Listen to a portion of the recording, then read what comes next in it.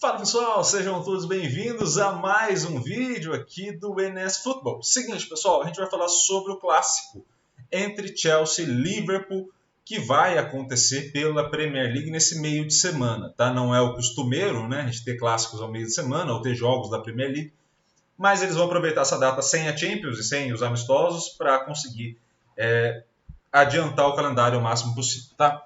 Qual é o cenário que a gente vai encontrar nesse grande confronto e que a gente pode observar? Primeiro, a gente precisa entender as possibilidades de acordo com o que já aconteceu com essas duas equipes ao longo da competição. Então a gente volta ao nosso velho e bom gráfico de radar, né, para entender as duas equipes. Onde está o favoritismo do Chelsea em relação ao Liverpool? Vocês já podem ver ali no overall, 52 para o Chelsea, 46 para o Liverpool. Tá? Onde está o grande favoritismo? O Chelsea tende a ficar menos com a posse, tá? Então a gente vai olhar para essa parte aqui para a gente contar essa história, tá? Mas assim, é um confronto muito equilibrado, tende a ser um 50-50, tá? A taxa de conversão é muito parecida, o Liverpool até chuta mais, tá? E o Chelsea tende a converter um pouquinho melhor as taxas de conversão de chute para gol, tá? Então nesse cenário aqui na fase ofensiva, se a gente for só comparar as duas equipes, o Liverpool leva até uma certa vantagem numérica, tá? Pouquíssima, mas leva, tá? Na defesa, o Chelsea tende a recuperar um pouco mais a posse, recuperar um pouco mais rápido, né, jogando como mandante e o Liverpool como visitante, e o Liverpool tende a bloquear, ter uma defesa um pouco melhor, tá? Então, assim, ele vai sofrer mais chutes, mas tende a bloquear os chutes que ele vai sofrer, tá? Então, assim, a gente está olhando para um cenário, aí contando a história a partir da defesa, com um cenário já feito ali, com uma vantagem inicial de recuperação da posse para o Chelsea e de bloqueio ou de impedimento do gol adversário para o Liverpool. O que a gente consegue ver, e talvez aqui esteja a grande sacada para a gente entender essas duas equipes, a questão não está tanto no que ela faz em si em posse da bola, né? Mas está muito com o que ela deixa a outra equipe fazer. O Liverpool tende a sofrer um pouco mais de gols, tá? Então, assim, ele se defende? Se defende. Mas, geralmente, esses índices aqui, né, por mais que eles sejam positivos de correlação, qual que é o grande problema deles serem altíssimos? É sinal que a tua equipe está sofrendo muitos chutes. Então, esse é o grande ponto. O Liverpool sofre muito, o chute tende a acertar a meta, e por mais que o Alisson faça muitas intervenções, ainda assim você vai levar um número mais alto de gols. O Chelsea tende a levar um pouquinho menos nesse cenário. O Liverpool leva mais chutes, que era aquilo que a gente veio comentando agora há pouco. Levando mais chutes, tende a ter mais defesa, mais bloqueio e mais gols sofridos, tá? E aí a gente tende a olhar esse ponto aqui favorável à equipe do Chelsea, que tende a não sofrer tanto e não produzir tanto. Então o Chelsea tende a chegar no equilíbrio muito próximo do 0-0, tá? Que é o saldo que a gente consegue ver aqui, olha. O que a gente espera do Chelsea? Quase que um 0-0. O problema é que a gente espera que o Liverpool esteja pior do que o adversário. Basicamente é isso.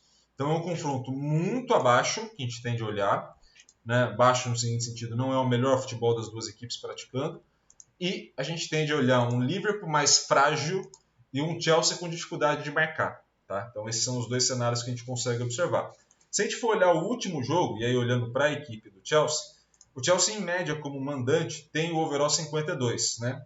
Mas o último jogo, também como mandante contra o Aston Villa, teve um overall 39, né?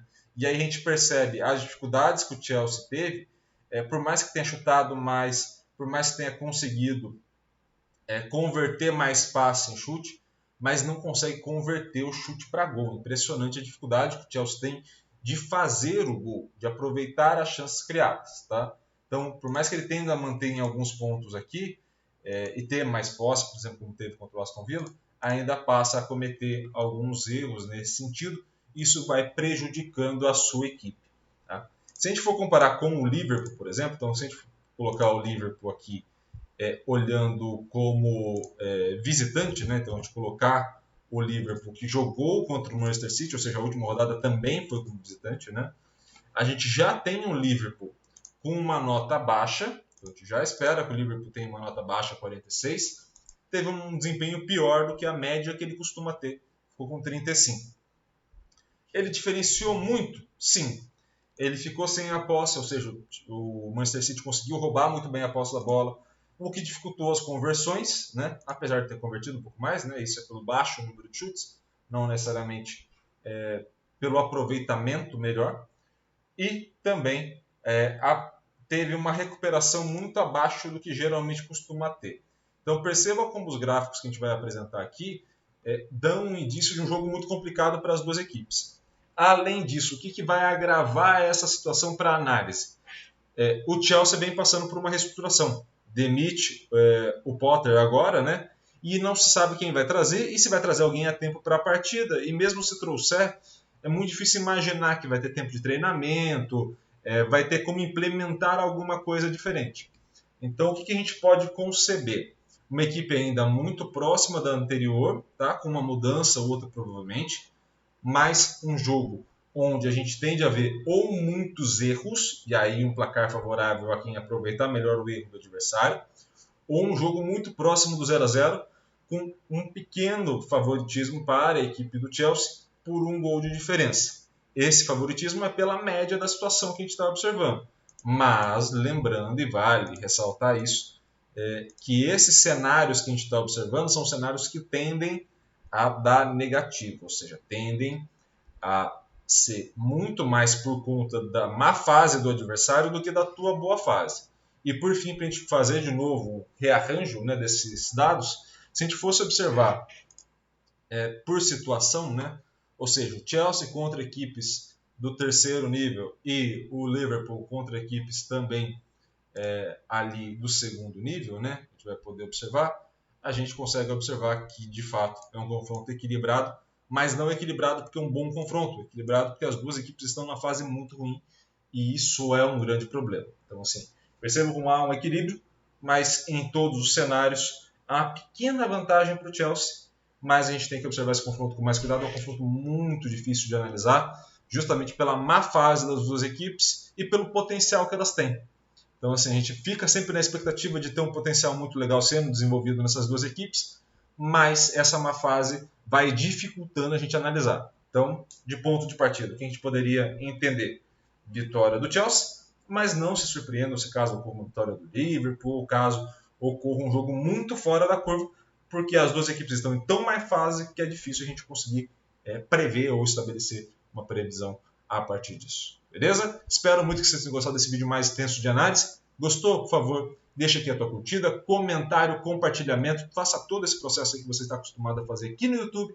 E também se inscreva no canal e ative o sininho para receber todas as notificações. Um bom jogo a todos. Espero que vocês gostem da análise. Espero muito que a gente acerte. E aguardo vocês no próximo vídeo. Um grande abraço e valeu!